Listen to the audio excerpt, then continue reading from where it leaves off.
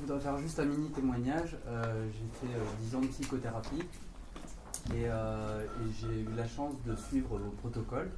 J'en ai fait 3 complets et je voudrais dire que ça a littéralement changé ma vie, même si ça n'a pas changé grand-chose dans ma structure mentale. Ça n'a rien changé, mais ça a changé énormément de choses. Et je me sens beaucoup plus heureux, donc je voudrais vous remercier. Et j'ai aucun intérêt commercial ni bénéfice, c'est la première fois que je le rencontre. Mais oui, enfin, il dit ça, mais c'est pas vrai. En tout cas, je voudrais vous remercier parce que merci ça a eu beaucoup. vraiment un effet bénéfique sur l'ensemble de ma vie. Donc merci, voilà. Moi, je voudrais remercier quelqu'un ici sans lequel on ne se serait pas retrouvé ici aujourd'hui. C'est Léo qui est là-bas à la caméra, qui a organisé, mis en place.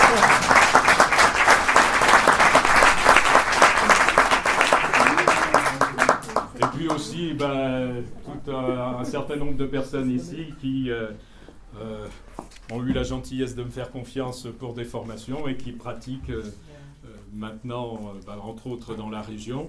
Et si vous voulez entrer en contact avec ces personnes, dont certaines sont présentes ici, vous allez sur le site internet d'Espace Transformation, vous regardez dans la rubrique thérapeute formé à l'approche de l'enfant gigogne et vous trouverez leurs coordonnées.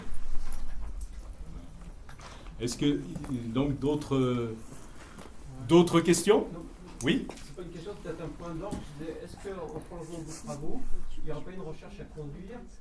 Je crois qu'il y a des courants de psychologie positive, c'est-à-dire que ceux qui ne viennent pas vous consulter justement, est-ce qu'il n'y aura pas des enfants gigognes positifs qui seraient intéressants à étudier en termes des gens qui, comme dit, ça pas de traumatisme, ça pas de traumatisme, est-ce que ça n'existe peut-être pas ces gens-là? Vous voyez ce que je veux dire? C'est peut-être d'ailleurs un des chapitres de votre prochain livre pour les moments. Des marquages positifs, voilà, ça existe. Voilà. Et pourquoi ça n'existerait pas? Heureusement que ça existe. Il n'y a pas que... Mais bon, heureusement. Et puis, alors, merci par rapport à cette question. Prenez bien conscience, enfin, je vous invite à regarder autrement, c'est que même dans les situations de trauma qui ont pu être extrêmement douloureux, rappelez-vous déjà que de toute façon, si parmi vous, enfin voilà, ici par exemple, on a tous vécu des expériences traumatiques qui ont pu être très difficiles, on est là. C'est-à-dire on est vivant, déjà. Donc pour que l'on soit vivant, ça veut dire que aussi ces expériences traumatiques que l'on a vécues, on a, pour les gérer, développé des ressources. Donc il ne faut pas voir que le côté négatif dans toutes ces expériences traumatiques. Il y a toujours en parallèle ou derrière, quand on voit la partie, on pourrait dire, la partie obscure, il y a une autre partie qui est la partie où on a développé des ressources, des potentiels absolument extraordinaires. Ce que j'ai pu juste constater, c'est que ces potentiels, ces ressources-là, ces potentiels de ressources, ils sont toujours présents chez tout le monde, en parallèle à leur expérience traumatique.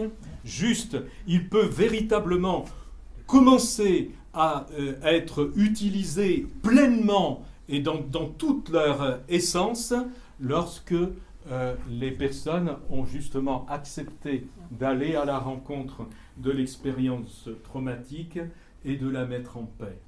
Parce que c'est comme si ça venait, si vous voulez, dissoudre ce qui est limitant, et à ce moment-là, tout le potentiel peut se réaliser.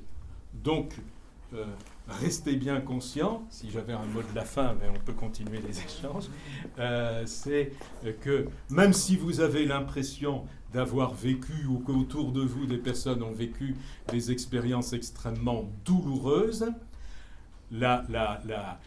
les potentiels et les ressources qui sont développées sont directement proportionnelles à l'intensité du traumatisme aussi. Si on n'avait pas été stressé, on serait toujours en état d'amide dans l'océan et on n'aurait pas subi l'évolution qu'on a. Aussi, on ne serait pas devenu là. Ouais. Mais ouais. Bon, en même temps, c'est pas forcément pour ça qu'il faille faire comme c'était les Spartes là qui avaient des éducations assez hardes sur leurs enfants pour les endurcir. Oui. Moi, je voudrais savoir si une personne qui est dans un état de psychose a vécu un traumatisme forcément plus violent qu'une personne qui est en état de névrose, ou si c'est simplement son ressenti à elle personnellement qui la plonge dans un état de psychose ou de névrose. Il y a un peu les deux, mais de mon point de vue, dans les états psychotiques, dans tous les cas, les vécus subjectifs ont été extrêmement forts. Et en particulier, au cours de la vie intra-utérine, il y a eu des sorties de corps, et au cours de la naissance, il y a eu sortie de corps. Mais la plupart, on va dire les personnes dites névrotiques qui ont fait des sorties de corps, ont pu réintégrer à peu près. Les personnes qui ont des fonctionnements psychotiques, il y a toute une partie de leur énergie de conscience qui est restée dispersée sur d'autres plans énergétiques. C'est juste ça. Enfin, c'est juste ça pour le comprendre. Après, pour l'accompagnement. Mais bien évidemment que les visions traditionnelles médicales par rapport à ces problèmes-là n'aident pas du tout les personnes qui sont de façon générale dans ces marquages. Je sais pas, est-ce que ça répond à votre question? Oui. Est-ce que vous pourriez dire que donc les gens qui ne sont pas très bien étayés psychologiquement, comme donc les psychotiques ou les bipolaires, ne peuvent pas avoir accès à votre thérapie?